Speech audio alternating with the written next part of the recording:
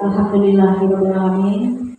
Wassalatu wassalamu ala asrofil anbiya'i wa mursalin wa ala alihi wa sahbihi ajma'in. Alhamdulillah, puji dan syukur kita ucapkan kepada Allah Subhanahu wa taala, di mana kita hari ini masih diberikan kesehatan dan kesempatan untuk berkumpul di ruangan yang berbahagia ini untuk mengikuti diseminasi dengan tema budaya positif. Perkenalkan, kami dari CGP Angkatan 9 mohon kerjasama kolaborasi kita semuanya. Saya Tripega Lase, saya Putri Katrasari, Dewi Kurniadi.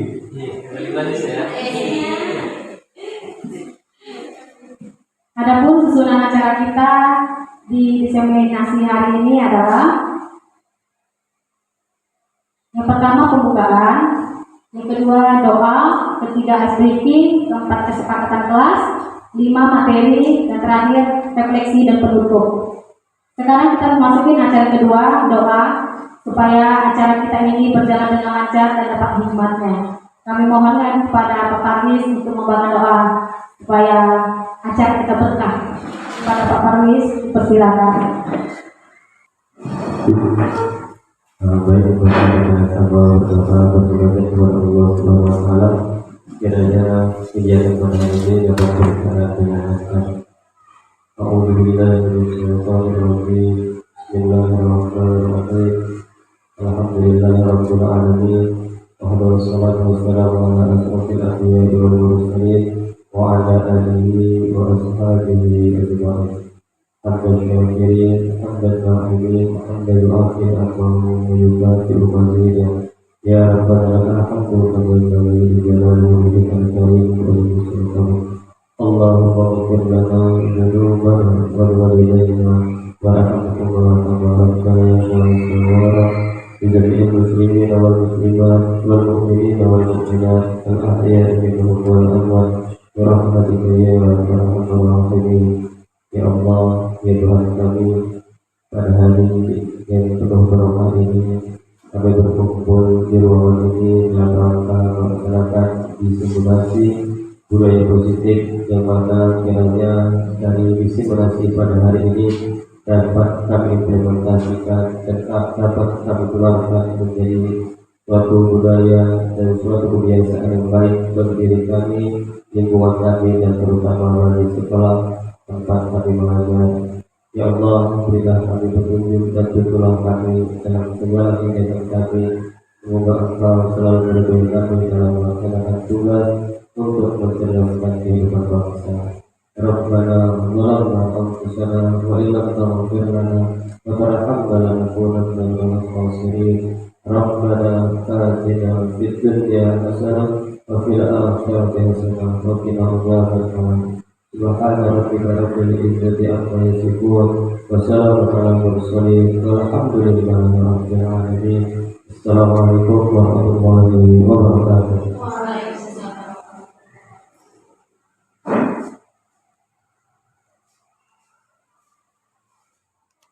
Alhamdulillah, terima kasih kepada Pak Parwis sudah membawakan doa. Semoga acara kita ini berkah. Acara berikutnya ice breaking, di mana ini sudah hampir pukul 11, sudah agak-agak lelah, sudah agak-agak ngantuk. Supaya aku merilekskan lagi, ya kan? Untuk merilekskan lagi, mari kita ice breaking sejenak. Jadi ice breaking di sini untuk melatih konsentrasi. Kepada Bapak Ibu boleh berdiri semuanya.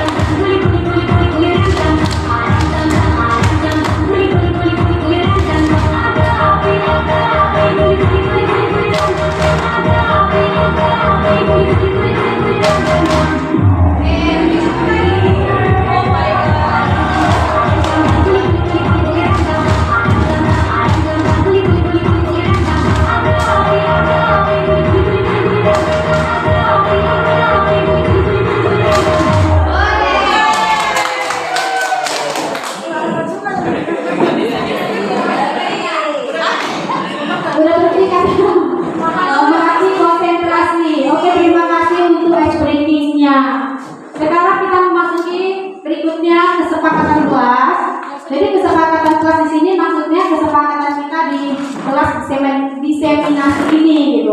Jadi apa kesepakatan yang mau kita buat?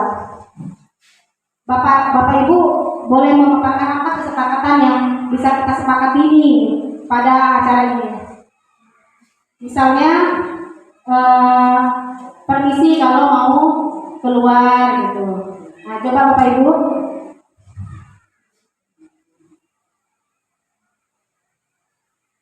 Apa yang kelasnya?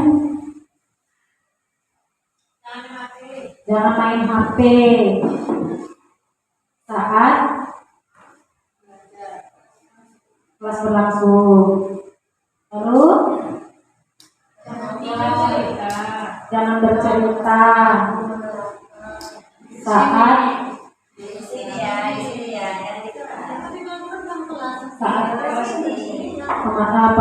pemateri menyampaikan materinya ya. Saat penyampaian materi. Lalu jangan tidur. Nah. Lalu jangan semuanya. Oh inilah izin apa? Izin ya apabila mau ke toilet. Izin apabila mau keluar. Lalu paragisnya dapat. Mau bisa. Terus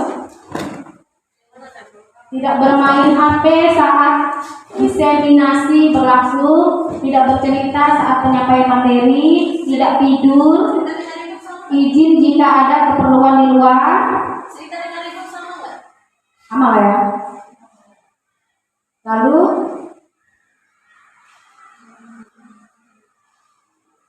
ya, pas ya. Nah, jadi keyakinan kelas kita ini ada 4. Yang pertama, tidak bermain HP saat diseminasi berlangsung, tidak bercerita saat penyampaian materi, tidak tidur, dan izin jika ada keperluan keluar. Oke, pas? Pas. Alhamdulillah, ini kesepakatan yang harus kita jalan bersama ya.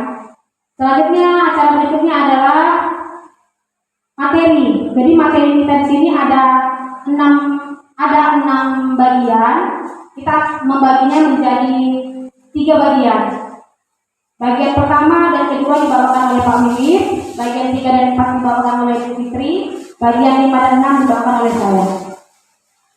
Oke, sekarang kepada Pak Mimir dipersilakan untuk menyampaikan materinya.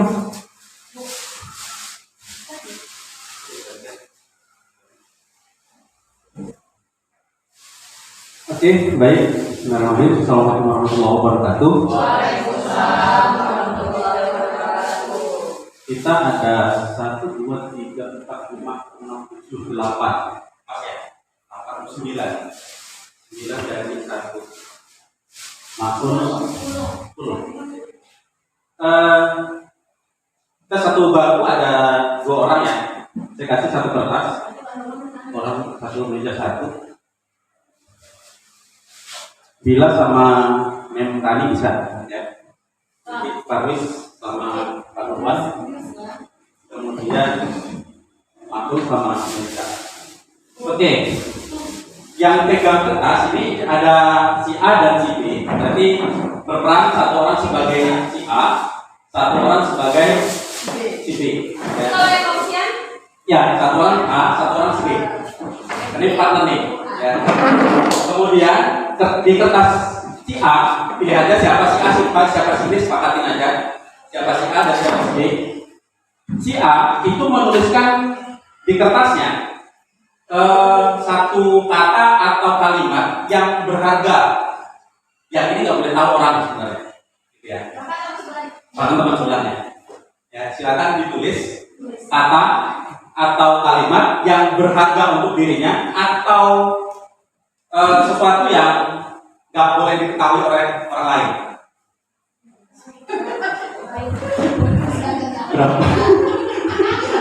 Berapa sih? Contohnya kasih tahu nggak kalian? Contohnya misalnya moto hidup itu suatu beragam ya. Kalau tapi nggak boleh tahu teman. Sebenarnya boleh sih ya kalau masih taraf-taraf yang apa namanya di teman dekat boleh tahu.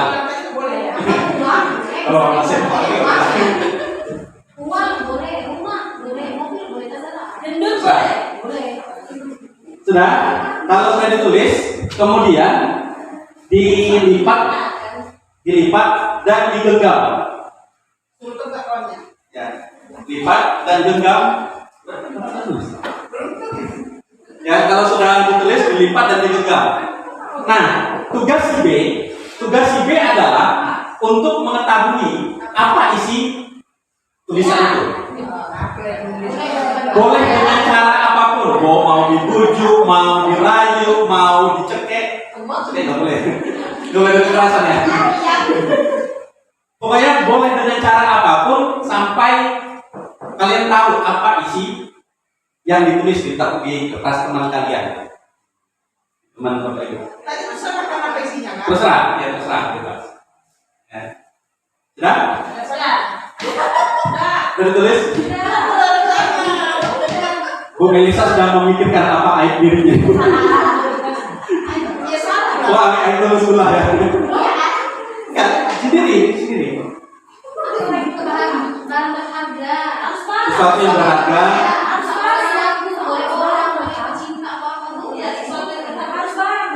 Ya, enggak, bebas. Karena intinya sebenarnya gimana supaya teman tahu apa yang ditulis itu aja sih. Bebas apa yang ditulis.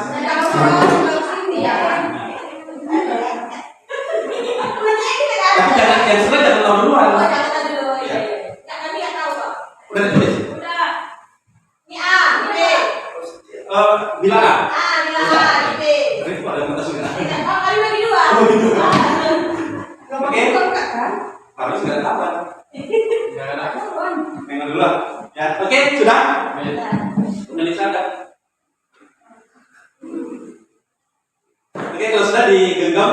Nah, tugas teman sebelahnya adalah cari tahu apa isi tulisan yang ada di si A.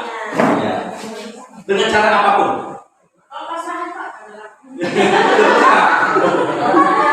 Terserah. Si A berusaha untuk mempertahankan karena ini sesuatu yang berharga dirinya ya. Ini sesuatu yang berharga nih. Jangan sampai direbut temannya.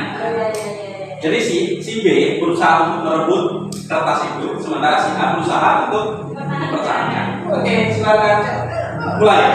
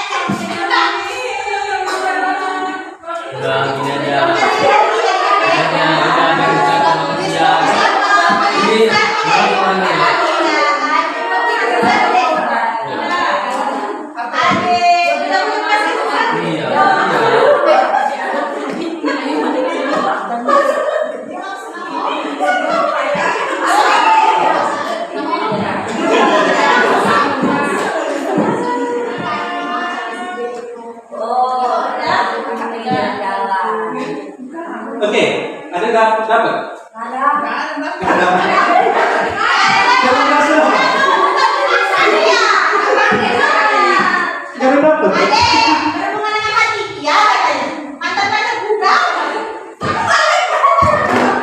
Ini sebenarnya hubungan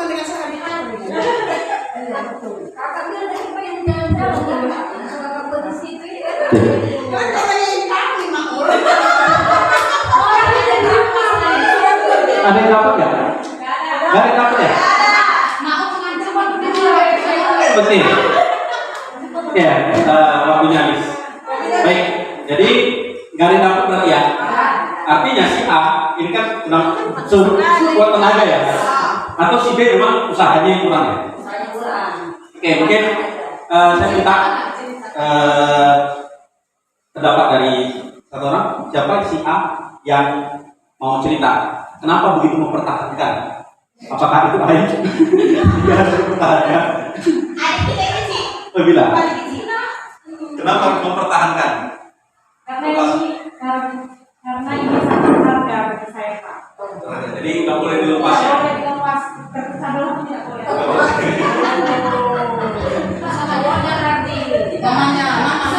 Ada lagi? Nah, betul. Ya, dari B yang ada kenapa nggak berhasil? Kenapa kok nggak berhasil? Saya masalah aja, nanti saya bayi juga kali juga padahal ada yang sehari-hari kan. Dia tadi udah ditanya, pokoknya jalan-jalan lah, pas jalan-jalan pun bukan. Kira-kira itu mau juga. Oke, yang pakai ancaman? Nanti dia pakai ancaman. Jangan cemburu.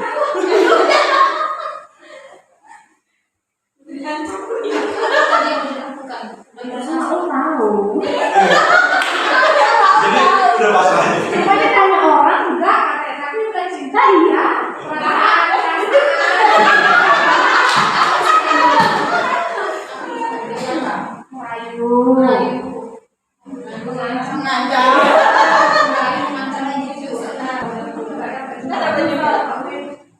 Gak dapet juga ya.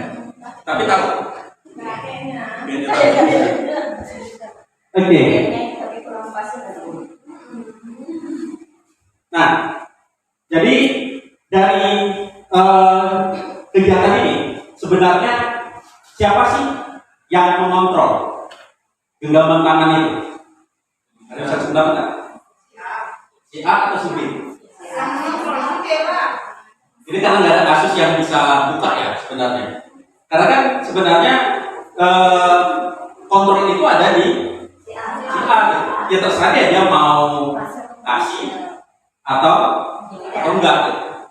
Tergantung kalau si B-nya yang membujuk ya sebatas apa dia mampu untuk merebut itu.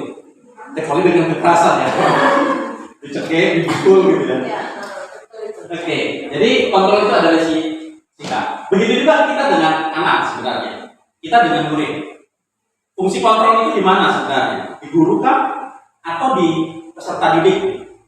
Ini ada ilusi ya, atau miskonsepsi di pendidikan kita bahwa ada yang mengatakan bahwa guru mengontrol murid. Kan gitu. Padahal itu sebenarnya hanya ilusi. Kenapa? Karena kontrol itu sebenarnya ada di peserta didik, di murid. Pada saat kita merayu, membujuk, memarahi anak, sebenarnya kita tidak sedang mengontrol anak. Kalaupun ternyata anak menuruti apa kata kita, maka pada dasarnya dia yang memang punya keinginan atau membiarkan dirinya untuk dikontrol. Dia yang membuka tangannya. Gitu. Sebenarnya dia yang membuka tangannya sendiri, membiarkan dirinya untuk dikontrol oleh kita. Kenapa? Untuk memenuhi kebutuhan dasarnya, kan? Apa kebutuhan dasar yang dia mau peroleh. Kemudian kritik dan membuat orang merasa bersalah dapat menguatkan karakter. Kita sering nih mengkritik anak, membuat anak merasa bersalah, kan gitu ya, dengan nada yang lemah lembut, yang sedih, gitu, membuat anak merasa bersalah. Gitu. Ya, kita beranggapan itu akan menguatkan karakternya, padahal tidak. Menurut teori kontrol bahwa justru itu membuat anak jadi inferior. Kemudian penguatan positif efektif dan bermanfaat. Penguatan positif apa? Misalnya membujuk, mengiming-imingi sesuatu ke anak. Nah, pada dasarnya itu juga adalah ilusi. Tidak ada kontrol kita di sana. Anak mungkin akan terbujuk di beberapa kondisi, tapi di kondisi lain dia akan berontak. Ada saatnya dia akan berontak. Kemudian orang dewasa memiliki hak untuk memaksa. tidak ada teorinya sebenarnya orang dewasa punya hak untuk memaksa kepada peserta didik. Nah, jadi siapa sesungguhnya yang memiliki kontrol? Ya, jadi kalau menurut teori stimulus respon bahwa kita mencoba mengubah orang agar berpandangan sama dengan kita. Ini pemaksaan nih. Kita mencoba mengubah orang lain supaya punya pandangan yang sama dengan kita. Itu menurut teori stimulus respon. Tapi dalam teori kontrol atau pilihan adalah kita berusaha memahami pandangan orang lain tentang dunia. Ya. Kita yang memahami. Kita dari peserta didik juga begini. Jangan paksakan kita, jangan paksakan anak untuk bisa punya pandangan yang sama dengan kita. Tapi gimana pandangan mereka terhadap sesuatu? Bagaimana sesuatu itu bekerja? Perilaku buruk dilihat dari sebagai suatu kesalahan.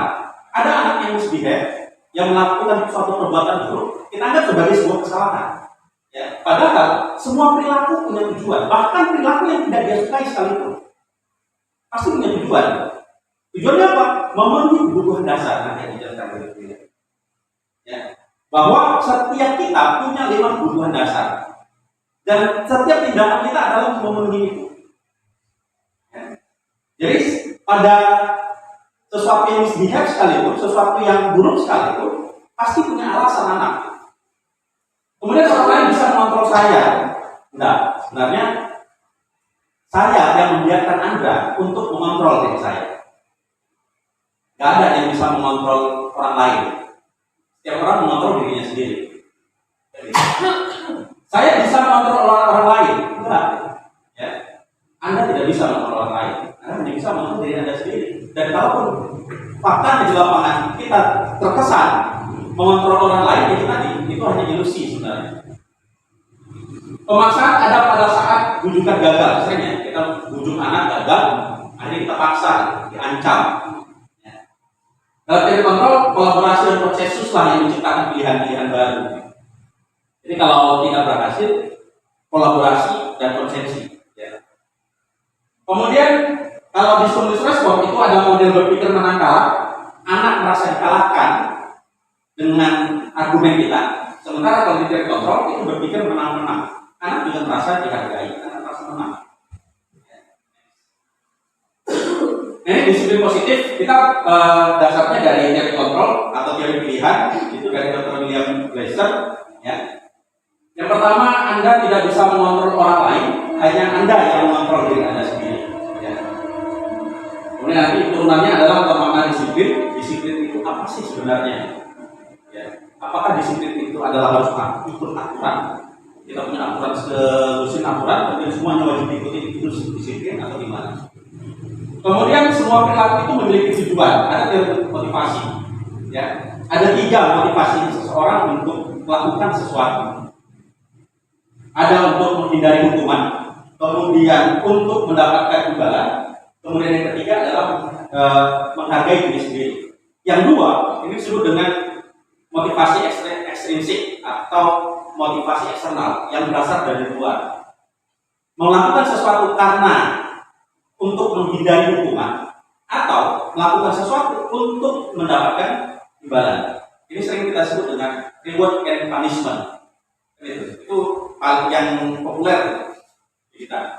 Ada reward and punishment. Seseorang melakukan sesuatu kita kasih reward, saat tidak melakukan sesuatu dikasih punishment. Ya. Adalah motivasi eksternal. Tapi yang kita inginkan adalah motivasi intrinsik, motivasi internal yang berasal dari dalam dirinya sendiri, yaitu untuk menghargai dirinya sendiri dengan melandaskan pada apa nilai-nilai kebajikan universal dan keyakinan kelas. Nanti juga akan kita bahas di mana membuat keyakinan kelas. Kemudian yang ketiga adalah model berpikir menang-menang, kolaborasi dan konsensus menciptakan pilihan-pilihan baru. Ada 5 posisi kontrol, jangan lupa. Ada 5 posisi kontrol yang kita terapkan di kelas, yang bisa kita terapkan. Yang pertama adalah tipe penghukum. Anak datang terlambat, panggil, suruh keliling lapangan, ya. Posisi penghukum. Kemudian yang kedua, pembuat rasa bersalah, dinasihati, ya. Lalu mamamu jadi tukang cuci, ingatlah mamamu itu. Susah-susah mengeluarkan gabungan, sampai sini kok lambat masuk. Suaranya lembut nih, tapi kan itu menusuk ke hati gitu ya. Itu membuat anak merasa bersalah. Kemudian yang ketiga adalah sebagai teman. Ada posisi sebagai teman. Ya berat kita sama anak semacam menjaga jarak, ya bercanda gitu. Pada saat anak terlambat dinasehati sambil bercanda gitu. Ya satu sisi anak menjadi tidak mengalami misbehave, iya. Anak tidak tertekan, iya. Tapi di satu sisi apakah dia akan mengubah perilakunya? Enggak, kenapa? Aku punya kawan. Bapak itu kedan itu aman, aku terlambat besok gak apa-apa, ada bapak itu. Akhirnya apa? Pilih-pilih. Kalau di hari Senin Selasa yang yang tiket memrani, cepat-cepat datang, kan gitu. Dari Rabu besok yang tiket Pak Willy misalnya, oh itu kawan tuh, gak apa-apa aku terlambat. Nah itu negatifnya. Kemudian adalah posisi pemantau. Nah, posisi pemantau ini berdasarkan dia seorang guru pada saat melakukan tindakan, dia berdasarkan data. Apa kesepakatan yang sudah dibuat, peraturannya apa, konsekuensinya apa, anak disadarkan. Ya. Sudah disadarkan bahwa Anda terlambat, iya. Tahu konsekuensinya? Tahu Pak, bla bla bla bla. Silakan lanjut lakukan konsekuensinya. Nah itu, kalau di pemantau ada kesepakatan dulu di awalnya. Apakah di awal tahun ajaran, kemudian ada ini tata tertib siswa seperti yang di depan, anak-anak sudah tersosialisasi semua. Nah itu bagian dari posisi pemantau. Tapi yang paling tinggi adalah posisi manajer, ya, yaitu melakukan restitusi terhadap anak. Bukan hanya melakukan penghukuman, membuat konsekuensi, tapi juga melakukan restitusi. Nah kita lihat bedanya, ya. Nanti di segitiga restitusi itu ada 3 langkah: menstabilkan identitas, validasi kebutuhan, dan menanyakan keyakinan. Berarti untuk bisa restitusi, yang pertama harus dibuat dulu keyakinan kelasnya apa. Berdasarkan apa? Berdasarkan nilai-nilai kebajikan yang bersama. Nah, yang terakhir adalah realitas kebutuhan kita berbeda. Kita berusaha memahami pandangan orang lain tentang dunia. Setiap orang memiliki gambaran yang berbeda. Kenapa? Karena setiap kita punya 5 kebutuhan dasar yang wajib dipenuhi. Ya. Yang pertama adalah kebutuhan bertahan hidup, yang kedua penguasaan, yang ketiga kasih sayang dan rasa diterima, yang keempat kesenangan, dan yang terakhir adalah kebebasan. Anak berperilaku berdasarkan ini. Dia memenuhi kebutuhan yang mana? Dia mengganggu teman, dia datang terlambat, dia nakal. Itu karena ini sebenarnya. Itu yang kita harus cari tahu. Dia mau memenuhi kebutuhan yang mana? Kalau kita tahu kebutuhan apa yang mau dia penuhi, baru kita lakukan restitusi. Nah, apakah makna disiplin? Ya, disiplin berasal dari bahasa Latin, yaitu disiplina, yang artinya belajar.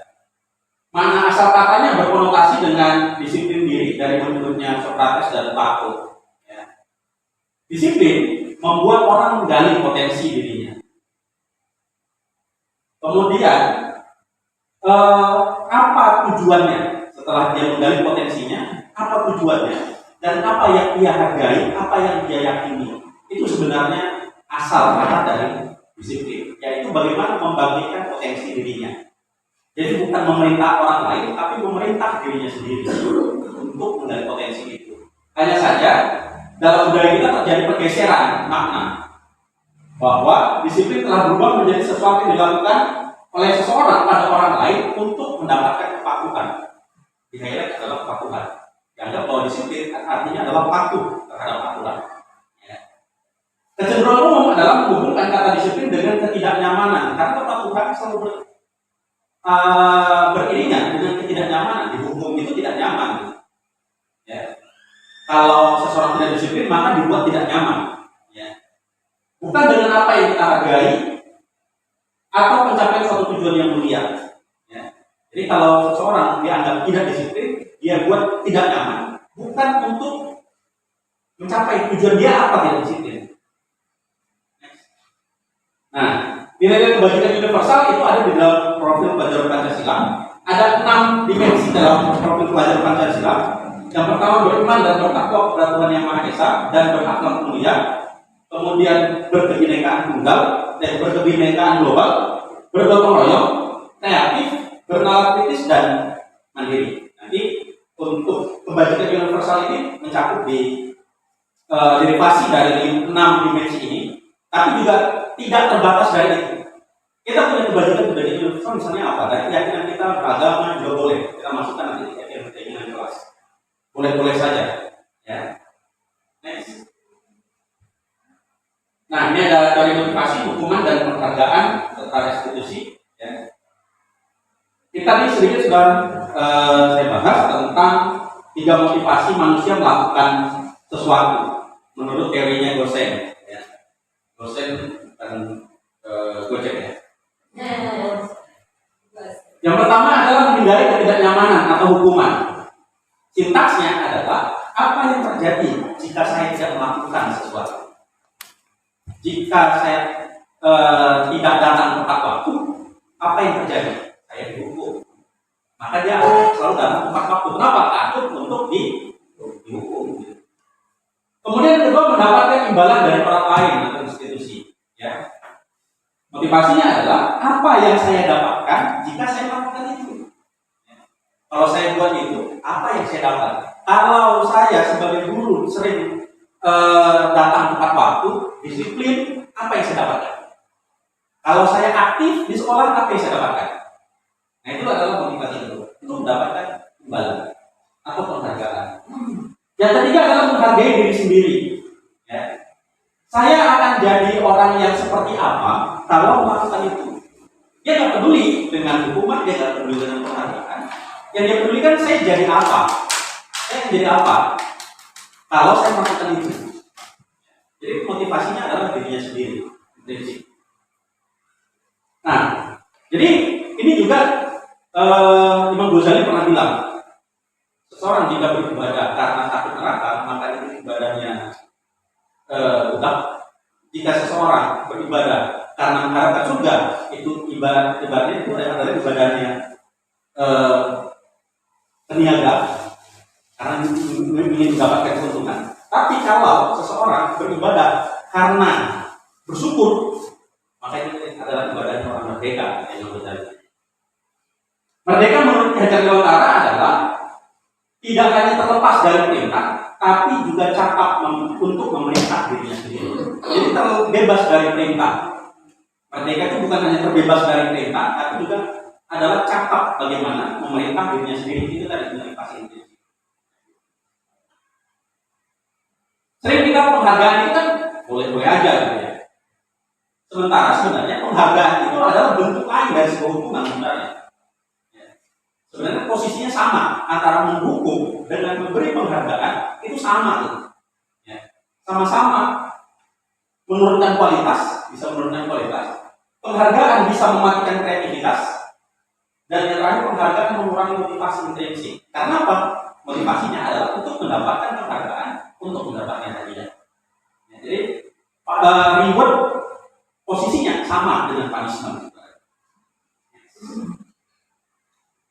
Oke, nah kalau ada kasus begini, mencatat 100 kali dalam buku kalimat, saya tidak akan terlambat lagi karena terlambat ke sekolah.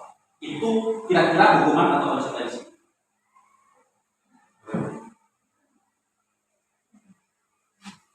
Apa itu? Hukuman. Oke.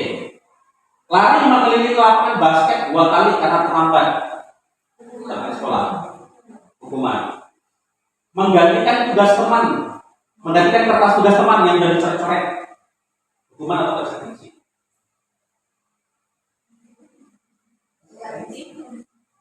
Coret-coret buku temannya, menyusul ganti.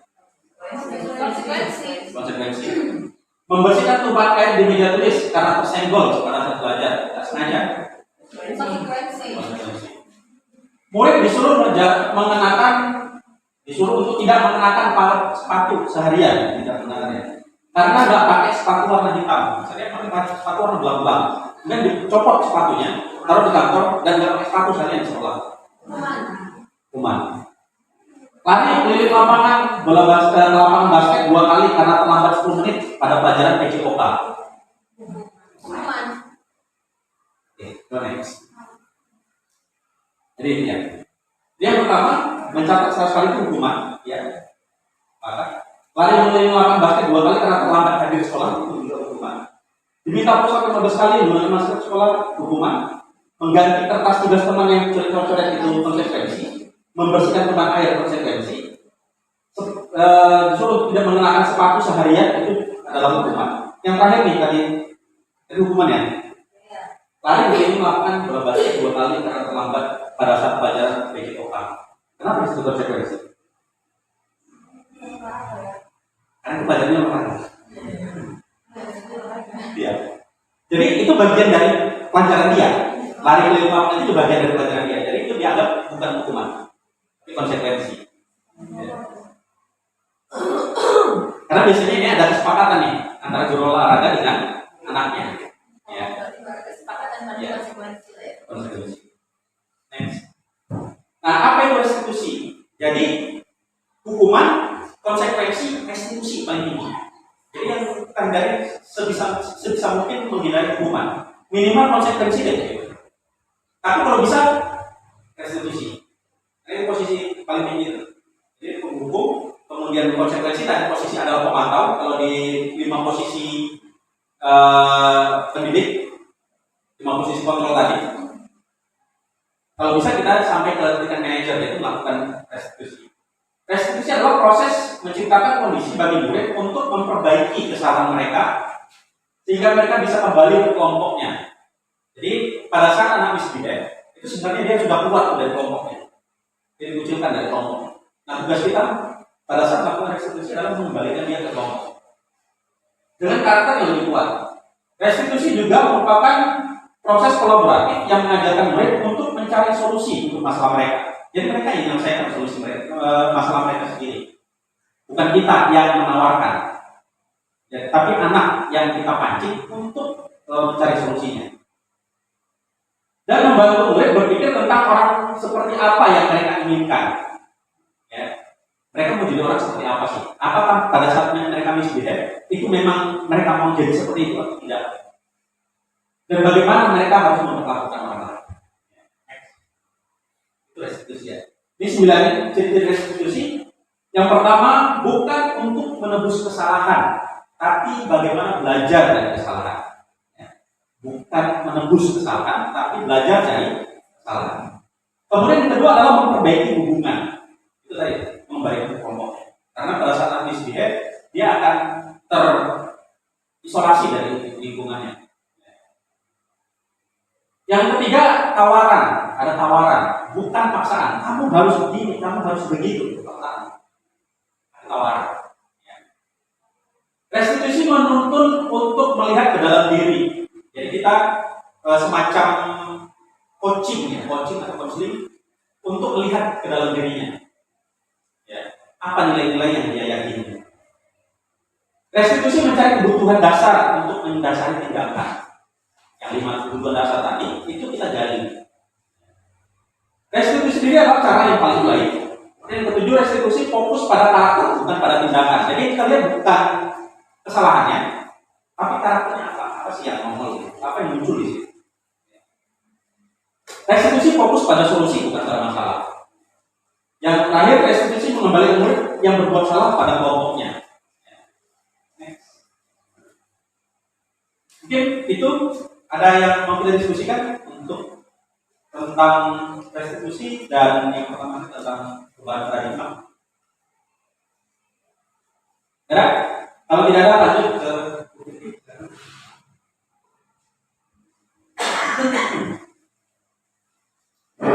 Oke, terima kasih Pak Wiwin. Untuk materi selanjutnya saya akan menyampaikan mengenai keyakinan kelas. Ya, mungkin selama ini kita tahunya peraturan ya Bapak Ibu ya. Istilah yang familiar dengan kita itu peraturan. Kenapa sih pakai bahasa keyakinan kelas? Kenapa nggak peraturan aja? Bedanya apa gitu ya? Oke, di sini ada poin. Mengapa kita memiliki peraturan harus menggunakan helm? Mengapa kita memiliki peraturan 3M? Dan mengapa kita memiliki peraturan harus datang tepat waktu pada saat mengikuti pelatihan? Kira-kira kalau pertanyaan ini saya tanyakan kepada Bapak Ibu, untuk poin pertama, kira-kira kita pakai helm, punya peraturan pakai helm, biar apa Bapak Ibu? Terus jatuh ke darah. Agar apa? Untuk keselamatan. Iya. Nah, keselamatan tadilah itulah maksud dari nilai-nilai kebaikan yang kita yakini. Nah, kalau jawaban kita adalah keselamatan, berarti kita sudah memiliki motivasi intrinsik, bukan karena takut polisi, bukan karena yang macam-macam, karena untuk keselamatan diri kita. Nah, keselamatan itulah yang dimaksud nilai kebaikan yang nanti kita gali di kelas kita untuk menjadi keyakinan kelas. Nah, gitu ya Bapak Ibu.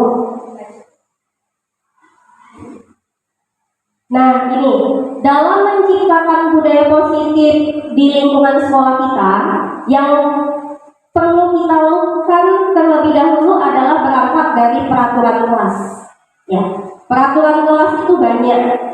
Peraturan itu sifatnya ada pemegang wewenang dan murid sebagai pelaksana. Namun sekarang kita harus mengubah paradigma kita. Dari peraturan yang ada, kita harus susun menjadi keyakinan kelas.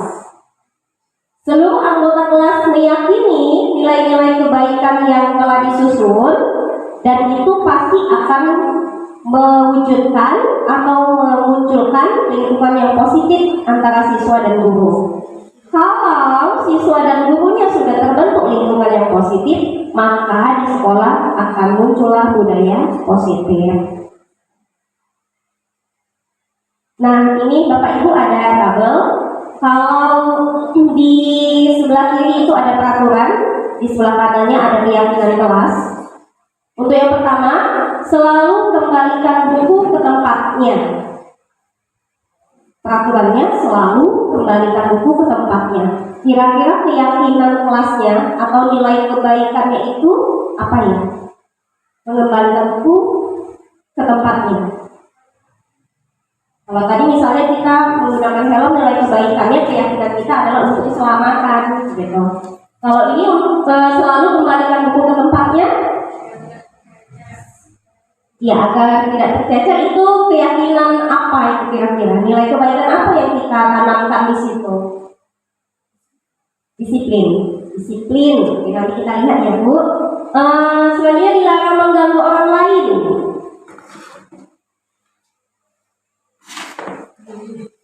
Uli. Ya, hadir di sekolah 15 menit sebelum pembelajaran dimulai. Ini kaitannya pasti kita selalu berdisiplin ya. Ya nanti kita lihat jawabannya. Sampai nanti kepada jangan berlari di kelas atau koridor. Oke, jadi ini. Jadi keyakinan kelasnya atau nilai-nilai kebaikannya sebenarnya ini. Kalau selalu mengembalikan buku ke tempatnya, itu nilai yang mau kita bangun kepada diri anak-anak adalah untuk mereka supaya bertanggung jawab. Dilarang mengganggu orang lain, ya kita mau tanamkan nilai kebaikannya itu menghormati orang lain. Hadir di sekolah 15 menit sebelum pembelajaran dimulai, menghormati orang lain dan berkomitmen. Dilarang melakukan kekerasan, itu keyakinan kelasnya adalah untuk keselamatan dan menghormati orang lain. Dilarang menggunakan narkoba, keyakinan kelasnya adalah kesehatan. Pergantian atau menunggu giliran itu adalah menghormati orang lain dan bersabar. Menggunakan masker adalah kesehatan dan keselamatan. Sampai kepada jangan berlari di kelas atau koridor untuk keselamatan dan keamanan bersama. Ya, jadi ini salah satu aksi nyata yang saya lakukan dalam pembentukan keyakinan kelas. Sebelumnya Bapak Ibu, kalau di kelas kan anak-anak biasanya sudah ada peraturan, kita kasih peraturan, mereka harus mentaati. Nah, sekarang kita harus merubah paradigma kita. Anak-anak mentaati peraturan itu kan tadi sudah dijelaskan motivasi ada 3. Kita harus berusaha, berupaya supaya motivasi yang muncul pada diri anak itu adalah motivasi intensif, bukan karena takut dihukum atau bukan karena mengharapkan penghargaan. Caranya apa? Dengan membuat keyakinan kelas. Keyakinan kelas ini bedanya apa? Dengan peraturan, keyakinan kelas ini disusun bersama. Jadi tidak dapat serta-merta langsung jadi, tapi disusun bersama atas kesepakatan bersama.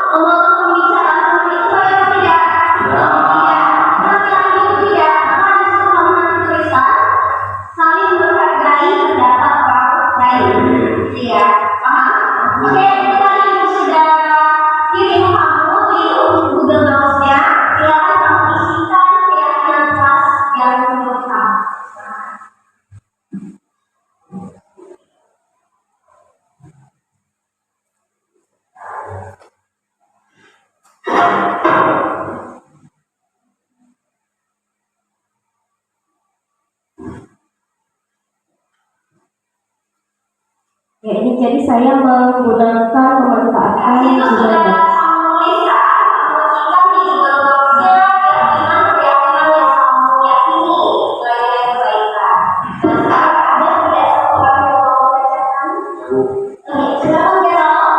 Yang pertama, dengan tepat waktu. Yang kedua, menjaga kebersihan. Yang ketiga, menghargai pendapat orang lain. Yang keempat, jangan tidur satu aja. Yang kelima, bersikap disiplin. Yang keenam, menaati peraturan. Yang ketujuh, mendengarkan guru satu aja. Yang ke-8, jangan berkata kasar. Yang ke-9, patuh terhadap guru. Yang ke-10, menjaga sopan santun. Yang ke-11, berpakaian rapi. Ya, itu tadi keyakinan kelas kita bersama. Kita semua di sini meyakini nilai-nilai kebaikan tersebut atau tidak? Untuk keyakinan kelas kita tadi adalah yang dibacakan kita bebas. Tetapi ada yang perlu kita simpulkan, ada beberapa poin yang sama ya. Dari poin-poin nilai kebaikan yang kamu tuliskan tadi, kita akan menjadi sebuah keyakinan kelas ya. Karena semuanya kita sudah diskusi dan di sini ada 5 poin yang kita. Tapi coba kamu yakin silakan membacakan keyakinan kelas kita. 1. Datang tepat waktu. 2. Menjaga kebersihan bersama. 3. Menghargai pendapat orang lain. 4. Bersikap sopan santun. 5. Berpakaian rapi. Ya, terima kasih Jaki membacakan keyakinan kelas kita bersama.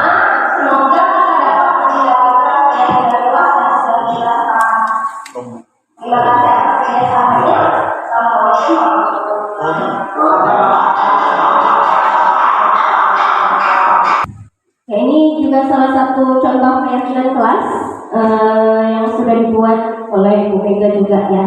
Jadi Bapak Ibu, cara membuat keyakinan kelas itu banyak. Intinya adalah pertama kita berdiskusi dengan murid, curah pendapat. Mereka maunya kelas ini bagaimana? Itu semua dikumpulkan semuanya dan nanti akan dikelompok-kelompokkan sesuai nilai kebaikan yang ada, gitu ya.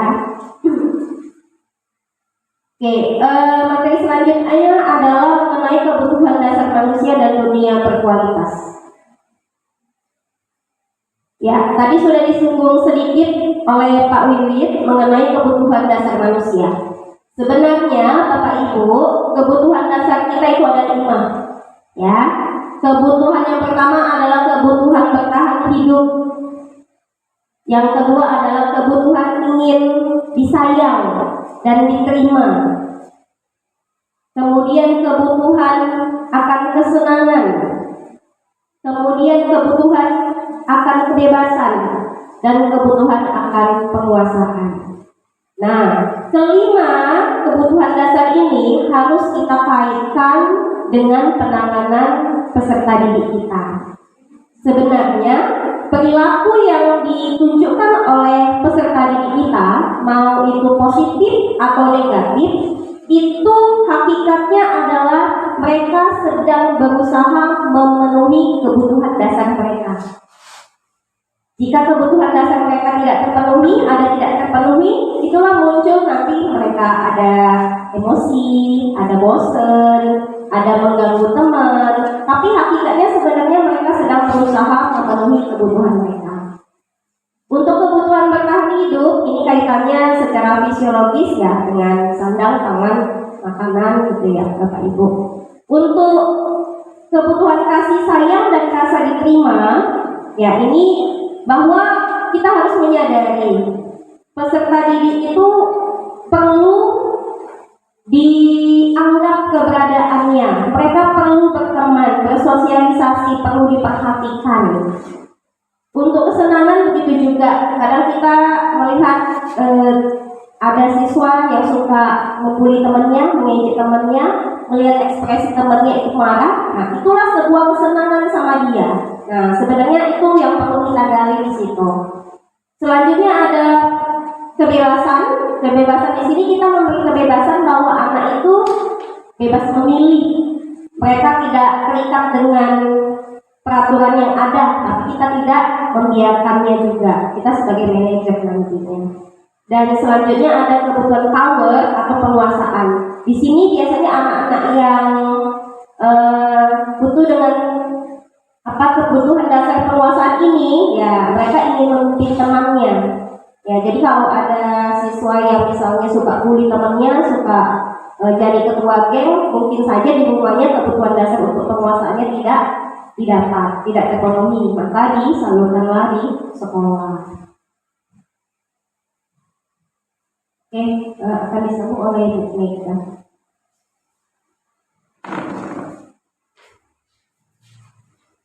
Terima kasih Bu Fitri. Masih semangat? Masih semangat? Semangat pagi. Ya ampun, semangat pagi gitu ya.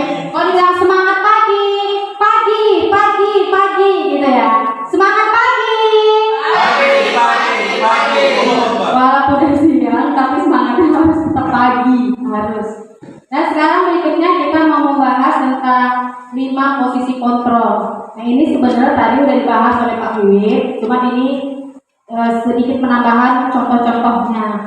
5 posisi kontrol itu terbagi 3. Garis besarnya sebenarnya 2. Ada posisi kontrol dari motivasi ekstrinsik ataupun anak berperilaku itu karena dorongannya, karena dari luar dirinya gitu. Seperti tadi sudah dijelaskan, kenapa? Karena takut hukuman kah? Karena takut dihukum nih. Nah, itu sering kali tuh. Karena kita guru sering bertindak sebagai penghukum ya Bapak Ibu. Benar nggak? Benar ya. Yang paling sering kali kita sering bertindak sebagai penghukum atau sebagai si pemberi rasa bersalah. Si pemberi rasa bersalah. Kamu jangan gitu, kasih orang tuamu gini. Nah, itulah. Kita sering di posisi ini. Nah, ini sebenarnya posisi kontrol yang menimbulkan motivasi ekstrinsik, membuat anak perilakunya itu untuk menghindari hukuman. Terbagi 2 ini ya tadi ya, menghukum ataupun membuat orang merasa bersalah, ataupun ekstrinsik yang untuk ingin dihargai. Seperti apa? Karena kita guru sering juga bertindak sebagai teman gitu. Posisi kita ini menganggap anak didik kita itu sebagai teman. Sering juga enggak? Anak sama kita itu udah akrab kali gitu. Nah, itu sebenarnya bagus enggak? Bisa enggak gitu ya?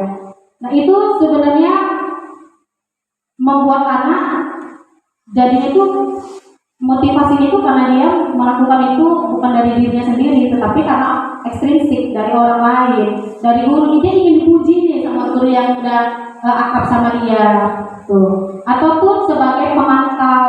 Nah, kita pun sering juga ini, kita sudah sering membuat kesepakatan kelas, anak membuat kesalahan, kita mengingatkan aja, kita mengingatkan nih apa hukumannya, berdiri bu, sambil mengerjakan, udah berdiri situ kerjakan.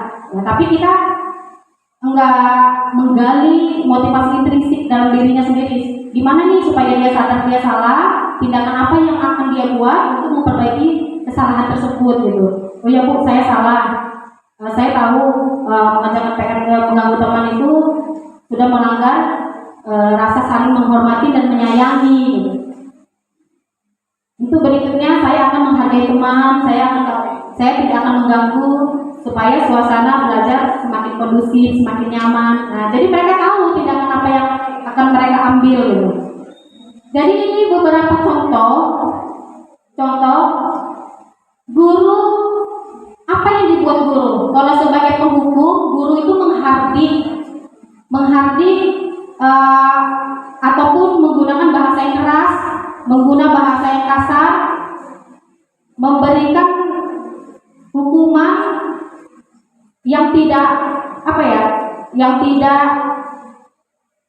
ada kesepakatan antara guru dengan siswanya gitu.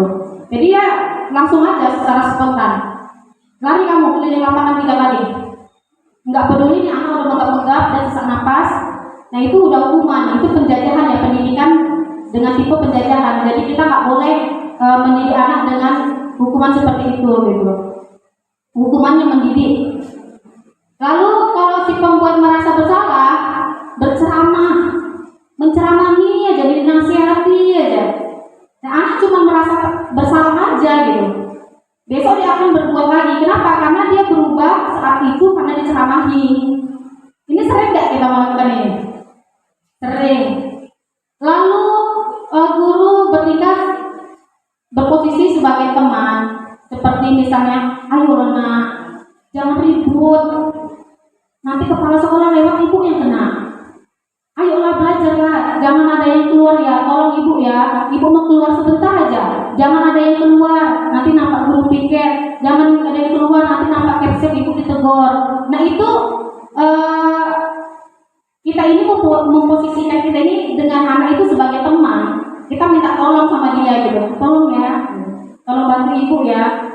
Nah itu juga hal yang tidak bagus juga gitu, tindakan yang seperti itu. Lalu si pemantau ini ada peraturannya, kita cuma ingatkan aja peraturannya apa, anak tahu, konsekuensinya apa, anak juga tahu, dia udah lakukan. Nah seperti itu.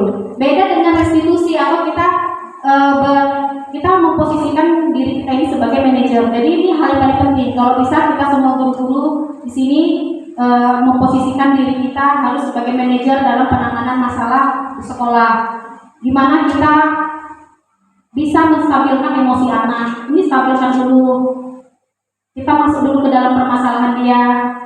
Akhirnya dia sampai bisa mengakui dia itu salah gitu. Validasi tindakan salah, dia mengakui dia itu salah. Dia tahu dia itu sudah melanggar keyakinan kelas yang sudah disepakati. Dan akhirnya dia tahu apa yang harus dia lakukan. Apa yang harus dia lakukan ke depannya supaya masalah itu tidak terjadi lagi. Coba ditanya nih, kamu sadar kamu salah? Ya bu, saya sadar saya salah. Saya sudah mengganggu kawan. Apa keyakinan kelas yang sudah dilanggar? Tidak saling menyayangi, membuli, tidak menghormati teman. Jadi kedepannya apa yang harus kamu lakukan? Saya akan meminta maaf bu sama teman saya akan menjaga kenyamanan kelas. Nanti kalau kelasnya ribut, guru belum datang, saya akan lapor kepada guru BB. Dia tahu tindakan yang akan dia lakukan gitu. Begitu juga kalau dikata dia terlambat, kita tanya alasannya apa. Kira-kira terlambat kamu ini alasannya ini terlambat terus bagus nggak? Kita tanya. Nah, sampai dia sadar bahwa itu tidak bagus. Kita tanya lagi. Kedepannya mau terlambat lagi nggak? Kalau misalnya tidak, apa yang harus kamu lakukan? Nah kalau anak bisa sudah sadar bahwasanya apa yang harus dia lakukan ke depannya lebih baik lagi, tidak akan melakukan hal yang sama, itu berarti motivasi intrinsik anak sudah ada, sudah tergali. Dan kita sebagai guru sudah memposisikan diri kita sebagai manajer. Jadi kita bisa menangani anak dengan 3 tahapan restitusi tadi. Oke, Bu. Nah, seperti ini ada contoh pernyataan. Nah, coba kita tentukan ini siapa yang mengatakan ya. Yang mengatakan itu tadi berarti ada 5 ya. Yang pertama si penghukum, yang kedua si pembuat rasa bersalah, yang ketiga teman, keempat pemantau, yang kelima manajer. Oke, coba kita gali nih, kira-kira sudah paham belum? Ini memposisikan misalnya ada kata ini kita, berarti kita sebagai siapa? Pernyataannya, saya kecewa sekali dengan kamu. Ini berarti kita memposisikan diri kita sebagai siapa? Ucapan kita, saya kecewa sekali dengan kamu, Nak. Hah? Berarti kita posisi kita sebagai siapa nih? Sebagai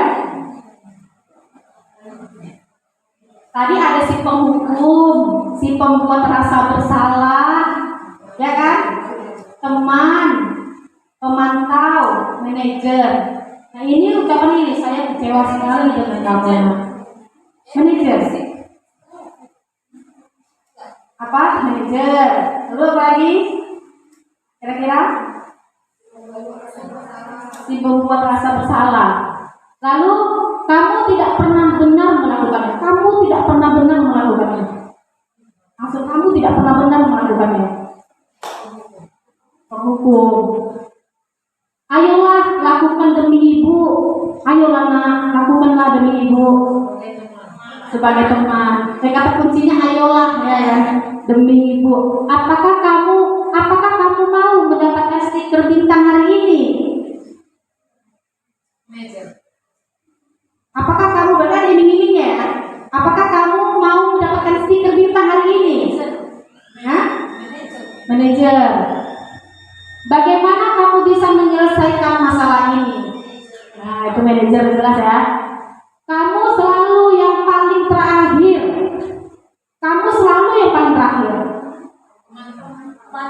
Pemantau. Oke, kita cek. Nah, ini dia.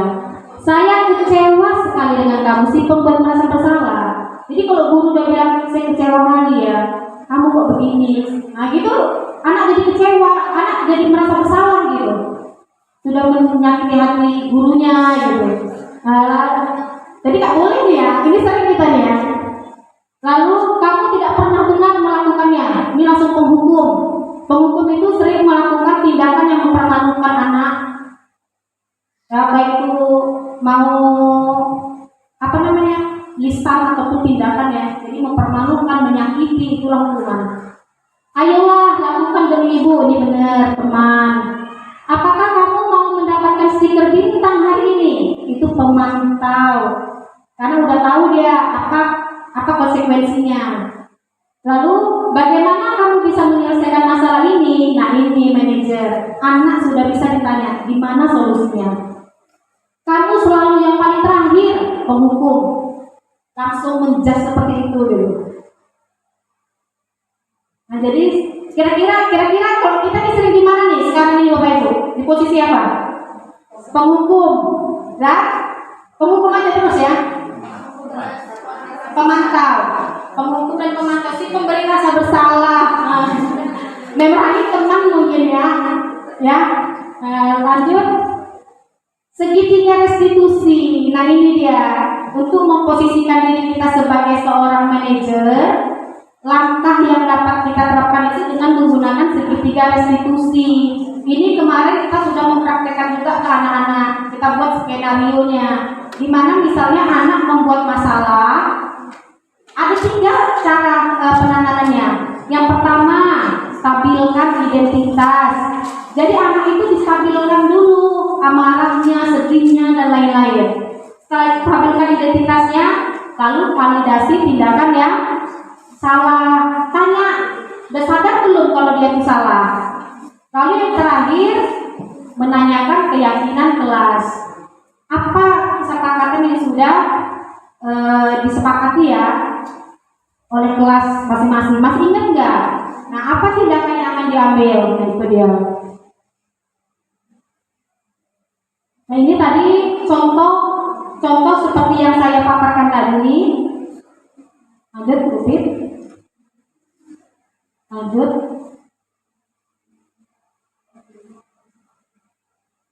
Nah, ini ada tiga video supaya kita sama-sama bisa mempelajarinya gimana cara menerapkan segitiga restitusi untuk penanganan masalah terhadap anak. Gimana ya langkah-langkahnya gitu. Langkah-langkahnya gimana? Jadi yang penting sebenarnya tiga tahapan ini yang harus kita lalui ya. Yang pertama, stabilkan identitas, stabilkan dulu identitas dia, amarahnya, sedihnya dan lain-lainnya. Lalu tanya, dia udah sadar belum bahwasanya yang dia lakukan itu salah. Yang berikutnya, apa yang sudah dilanggar keyakinan kelas dan apa yang akan dia lakukan. Nah, ini contoh dari segitiga restitusi. Mari kita lihat bersama-sama.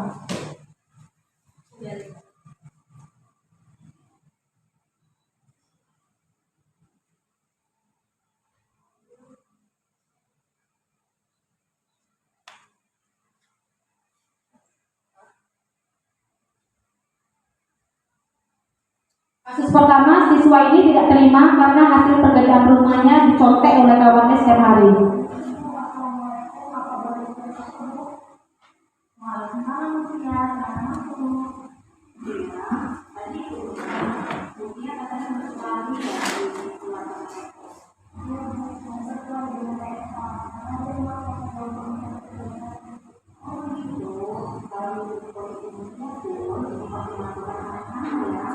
Lalu apa yang dilakukan oleh Elsa?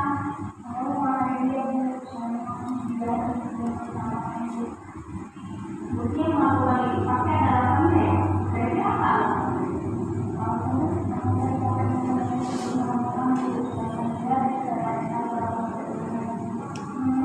Wajar yang ada yang mungkin pasti merasa kecewa, tidak dapat kegiatannya, tapi diprotek nanti oleh Elsa.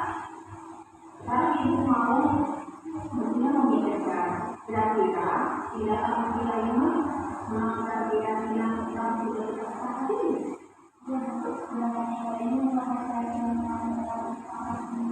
Kira-kira tindakan mungkin ini melanggar keyakinan yang mana ya?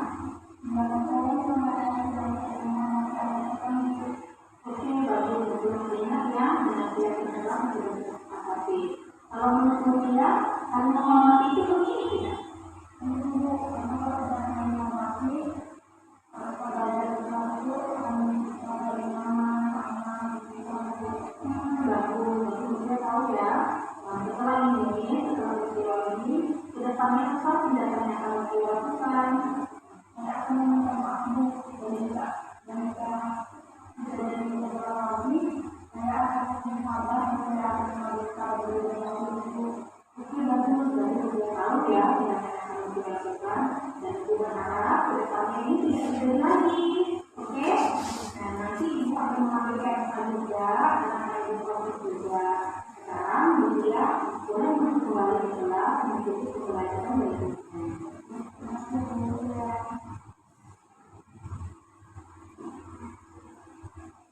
Assalamualaikum warahmatullahi wabarakatuh. Nama saya Mutia Asyifa, saya dari kelas UBM. Saya senang sekali bisa berkolaborasi dengan Ibu Mega untuk mempraktekkan cara mengatasi permasalahan yang baik. Terima kasih Ibu Mega atas ilmu yang telah diberikan. Assalamualaikum warahmatullahi wabarakatuh. Kasus kedua, ada beberapa siswa membuli temannya.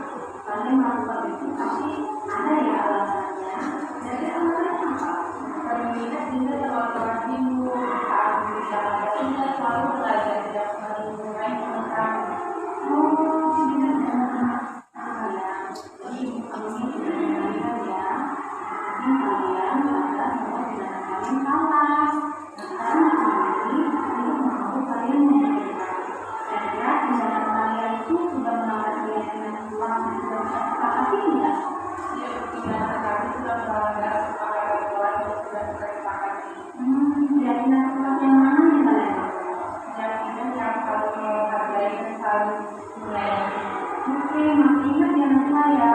Jadi Najwa merasa saling menyayangi itu penting tidak?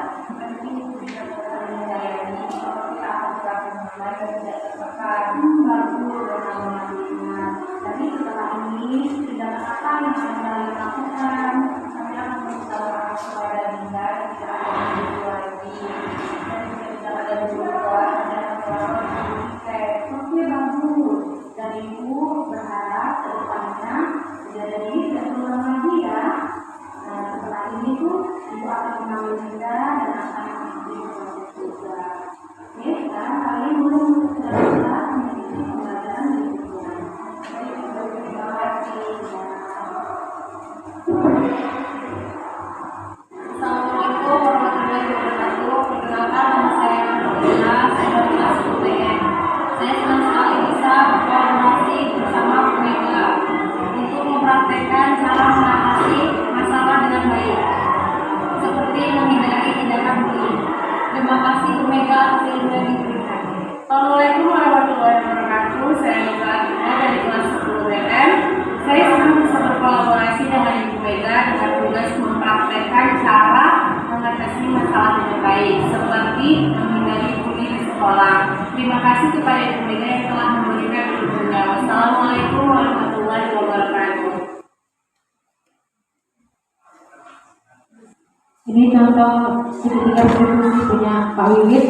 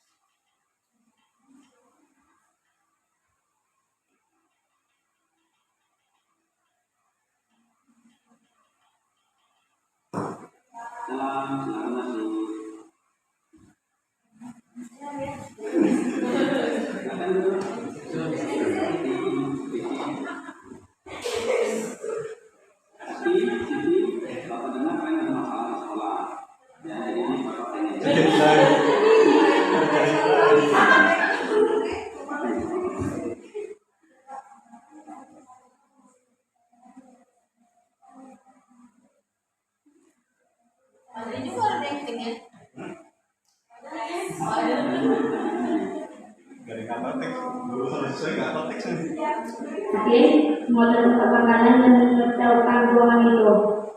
Nah, jadi Siti, Asti, apa yang buat kalian memutuskan untuk melakukan itu? Kami tidak bermaksud makannya, tapi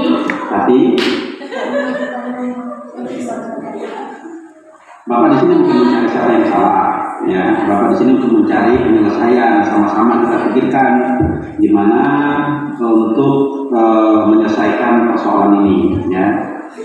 Bapak tahu kalian melakukan itu pasti karena ada alasan tertentu, kan seru ya, coret-coret meja untuk mengekspresikan diri, kan begitu ya. Ya, Bapak bisa melihat kalian senang untuk melakukannya, tapi yang kalian lakukan itu merugikan orang lain, ya kan? Sehingga kita sekarang ada dalam masalah. Ya. Nah, sekarang kita bicarakan tentang keyakinan kelas kita, ya, keyakinan sekolah kita, apa yang kita percaya, ya, apa yang belum kalian lakukan begitu. kita harus berkebaikan sama lain, menghormati orang lain, dan menghormati diri sendiri. Oke, nah sekarang kalian ingat tuh tentang keyakinan sekolah kita dan keyakinan kelas kita. Sekarang kita balik lagi pada saat kalian mencoret-coret meja yang ada di kantin, ya, dan motor di ruangan itu. Apakah tindakan kalian itu sudah sesuai dengan keyakinan kelas kita? Apakah itu sudah mencerminkan menghormati orang lain? Tapi kalian mendapatkan rasa senang dengan tindakan itu. Nah, ada cara lain yang bisa menyenangkan diri, tapi tidak merugikan orang lain. Gimana menurut kalian? Kami sedang itu Pak. Nah, sekarang mari kita indahkan keyakinan kelas kita. Sekarang bagaimana caranya memperbaiki masalah ini, ya, untuk memastikan kalian tidak mengulangi lagi masalah ini di masa depan. Pak, kami meminta maaf kepada rajin dan membersihkan meja makan yang tadi kita Pak. Oke, bagus ya. Jadi kita semua harus bekerja sama untuk menjaga nilai-nilai yang kita yakini di sekolah. Terima kasih atas ketulusan kalian dalam untuk menyelesaikan masalah ini. Sekarang mari sama-sama kita belajar dan untuk tumbuh bersama. Baik, Pak. Oke, sekarang silakan kembali ke kelas kalian.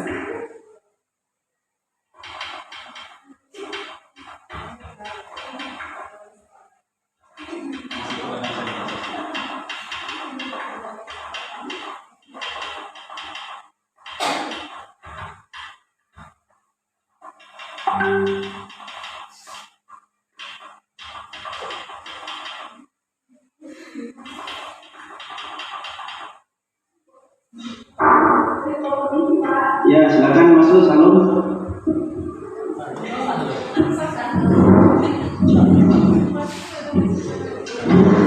Ya, sekarang Salum, tadi Bapak ada laporan dari guru olahraga, artinya ini lagi ada masalah ya. Apa yang coba Bapak bantu? Apa yang terjadi sebenarnya?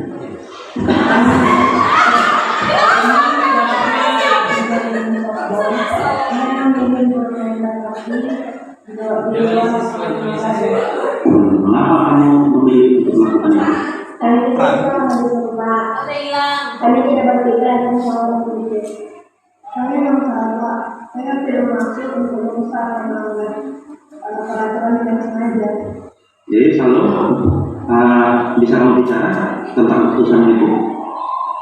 Saya memang bahwa itu melanggar peraturan Pak, tapi kami ingin mencoba sesuatu yang berbeda dari kita. Oke, baiklah. Jadi Bapak di sini bukan mau mencari siapa yang salah, siapa yang benar, tapi kita mau sama-sama nih nyari solusi apa yang bisa kita lakukan untuk memperbaiki situasi ini. Kalian melakukan itu kan pasti ada alasannya kan? Pasti seru ya main tangkap-tangkap Iya Pak. Ya, Bapak bisa melihat kalian senang melakukannya itu, ya. Tapi itu kan melanggar keyakinan sekolah kita. Iya Pak, kami menyadari itu. Baik, ya Bapak menghargai kejujuran kalian tentang tindakan ini. Sekarang mari kita bicarakan tentang keyakinan sekolah kita. Apa yang kita percaya dan apa yang belum kalian lakukan tentang hal itu. Kita harus disiplin, peraturan dan taat terhadap sekolah, menghormati hak. Oke, nah sekarang coba kalian ingat baik-baik itu tentang keyakinan itu tadi. Dan kita kembali pada saat kalian main akadi tapi di luar lapangan olahraga. Apakah itu sudah menghormati hak orang lain?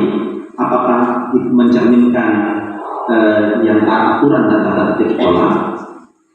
Tidak Pak, kami menyesal. Dan belajar dengan menghormati dan tidak mengganggu. Oke, ya itu tindakan yang baik cara Salum, ya. Bapak tahu kalian mendapat kesenangan dari tindakan yang kalian lakukan itu, ya. Tapi menurut Bapak ada cara lain nih untuk bisa mendapatkan kesenangan tanpa harus melanggar aturan, kan gitu kan? Gimana menurut kalian? Ya Pak, kami akan belajar bahwa kami harus menghormati aturan sekolah dan kami tidak perlu mengabaikan dan demi kesenangan semata. Iya, itu benar ya. Jadi harus begitu tuh. Jadi kita harus menghormati aturan yang sudah sama-sama kita sepakati di sekolah dan selalu bertanggung jawab apa yang sudah kita lakukan, kan gitu kan. Nah sekarang gimana nih caranya kita untuk memperbaiki situasi ini dan untuk memastikan kalian tidak mengulangi kesalahan yang sama di masa depan? Kami berjanji tidak melanggar aturan lagi dan kami akan membuat contohnya tentang pentingnya menaati peraturan dan tata tertib sekolah dalam berupaya dan kami pasang di mading dan sosial media sekolah. Oke, ya itu bagus ya. Jadi pemahaman itu bisa kalian laksanakan ya. Ini sebagai bentuk bahwa kita semua itu harus kerjasama untuk menjaga nilai-nilai apa yang kita yakini di sekolah kita ya. Jadi terima kasih atas ketulusan kalian dalam menyelesaikan masalah ini. Sekarang mari kita sama-sama untuk terus belajar dan tumbuh bersama. Sekarang silakan kembali ke kelas kalian. Oke, Shalom. Kita mau refleksi nih. Kira-kira di mana perasaan Shalom setelah kita tadi melakukan segitiga restitusi? Kira-kira apa bedanya kalau misalnya selalu ada kasus atau salah di sekolah, gitu dihukum aja gitu kalau ditanyakannya? Bagus sih Pak, karena kita di sini bisa mengeluarkan pendapat kita, bisa juga melihat apa kesalahan kita tahu kesalahan kita, ada alasan di dalam itu kenapa, jadi nggak langsung tidak dihukum, kan maksudnya tidak adil kalau misalkan tidak tahu apa gurunya bisa langsung dihukum gitu saja, jadi kan lebih rasa saja. Oke, kira-kira menurut Salun bisa nggak pola ini kita terapkan seperti itu? Bisa. Oke, makasih Salun. Jadi kita sudah melakukan segitiga institusi. Gimana kira-kira perasaan Siti setelah kita melakukan itu?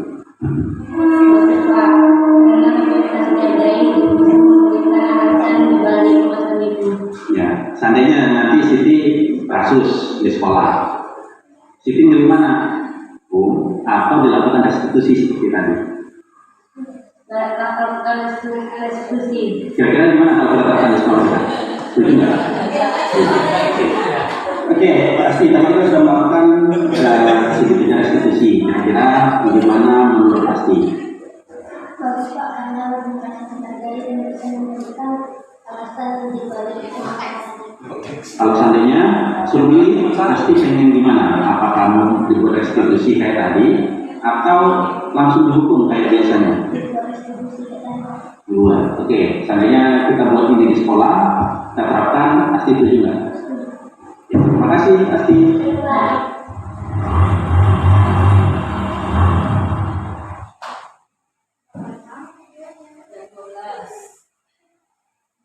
Satu lagi ya, di sini selesai kita.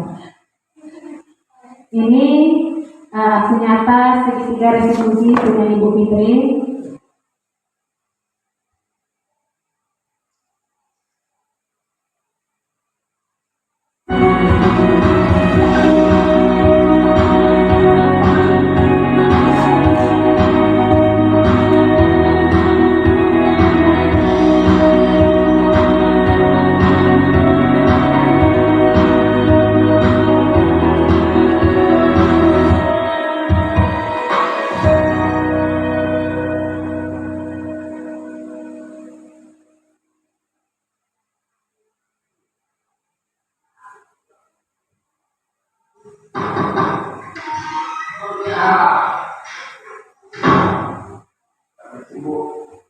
Ya, silakan masuk.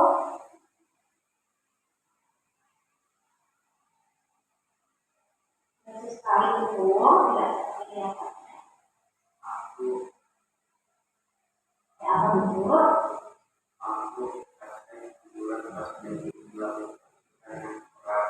Begitu. Aku tahu, karena kamu satu-satunya siswa yang mampu saat ini. Tapi, ya, kamu melakukannya tidak ada alasan berat.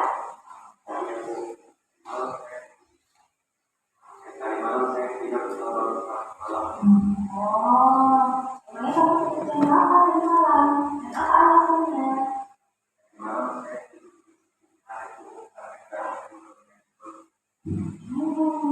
Wajar sih kamu ngantuk, karena malamnya kamu kurang tidur.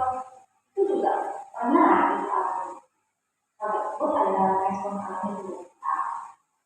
Untung kamu tidak melakukan sampai kebablasan. Kamu memilih untuk tidak berbuat lebih salah lagi, bukan? Nah, sekarang coba kamu lihat dalam kamu tadi. Kira-kira sudah sesuai dengan keyakinan kelas dan prinsip kamu? Tidak ya? Ya, jadi keyakinan dan prinsip apa yang perlu kamu tingkatkan? Percaya diri dan orang lain. Ya, itu setuju. Kamu bisa diam untuk melakukannya? Iya ya? Oke. Bagaimana cara kamu melakukannya?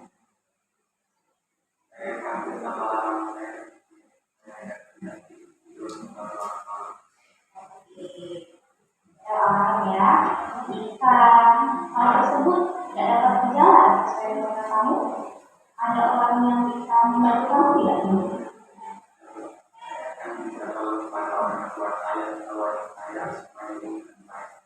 Oke. sudah tahu apa yang perlu kamu lakukan. Misalnya, kamu akan kamu mulai.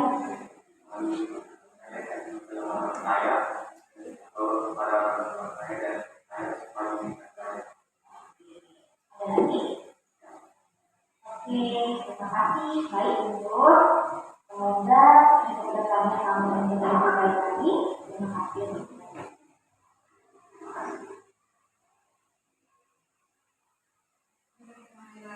Perkenalkan, saya Dr. Martin Simbolan, salah satu titik di kampus saya. Saya sangat senang dengan Bu Fitri karena saya menemukan solusinya. Terima kasih Bu. Saya berjanji tidak akan hidup dalam kelas lagi. Terima kasih.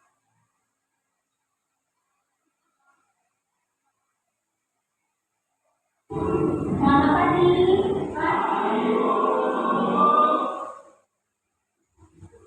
Gimana kabarnya hari ini? Oke, maksudnya ya. Tadi Tiari Ananda, Ahmad Al-Farabi, Fadli Muharram, Iqbal Wirahman. Sudah tahu? Ada kabarnya? Selamat biasanya ya, Iqbal ya.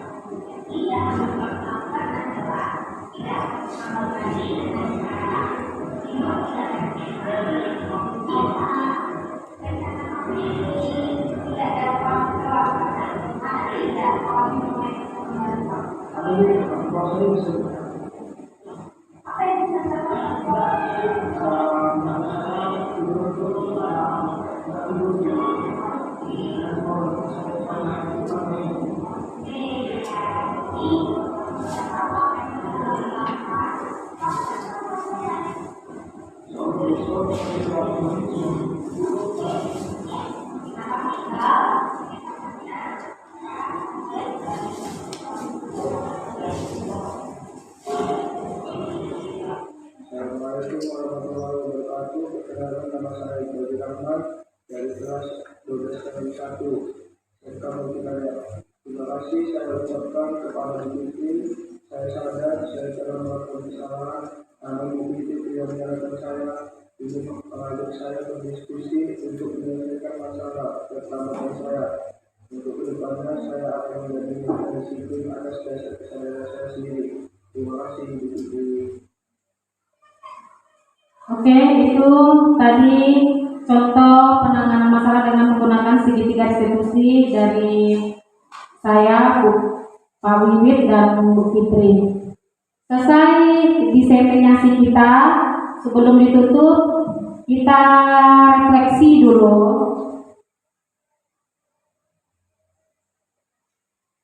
Refleksi,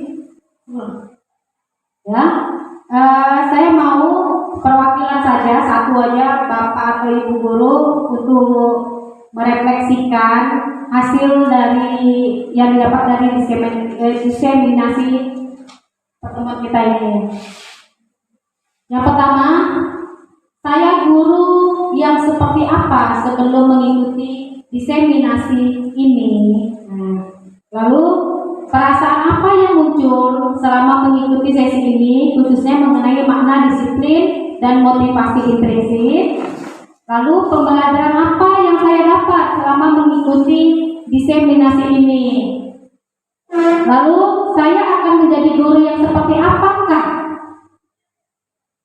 setelah mengikuti diseminasi ini. Nah, coba saya mau Bapak atau Ibu mewakili melakukan refleksi.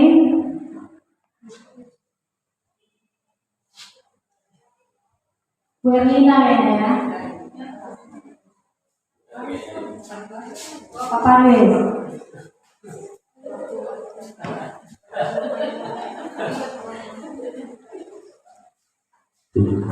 Baik, Assalamualaikum warahmatullahi wabarakatuh. Dari paparan yang telah disampaikan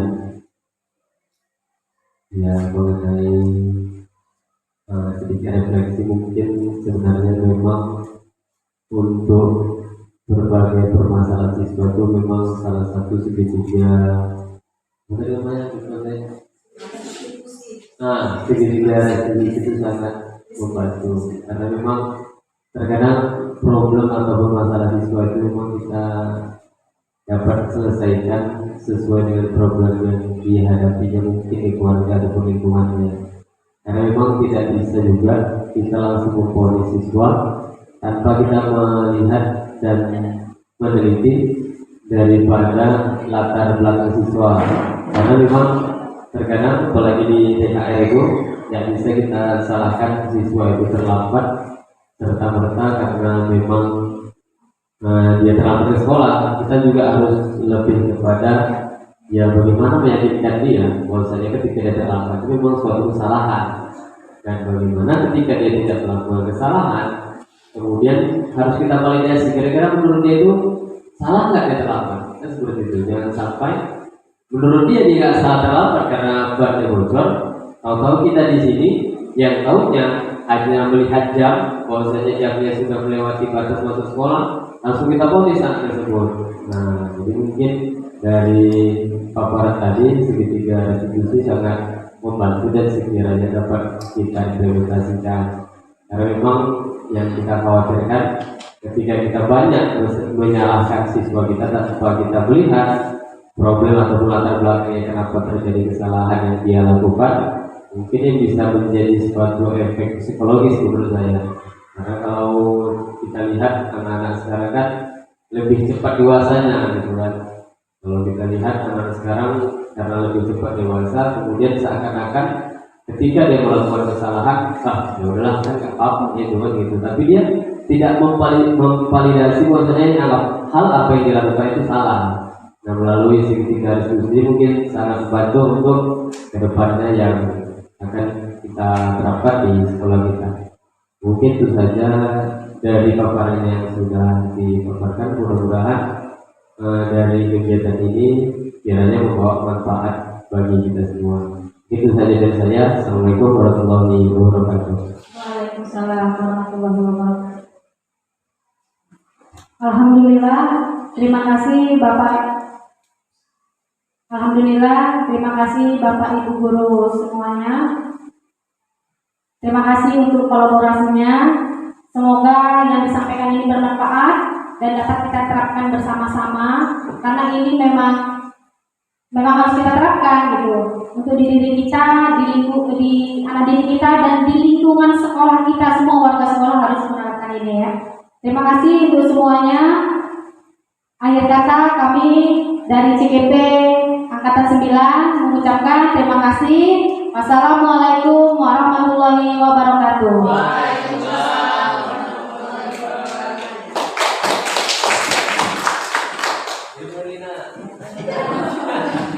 Jelas sifat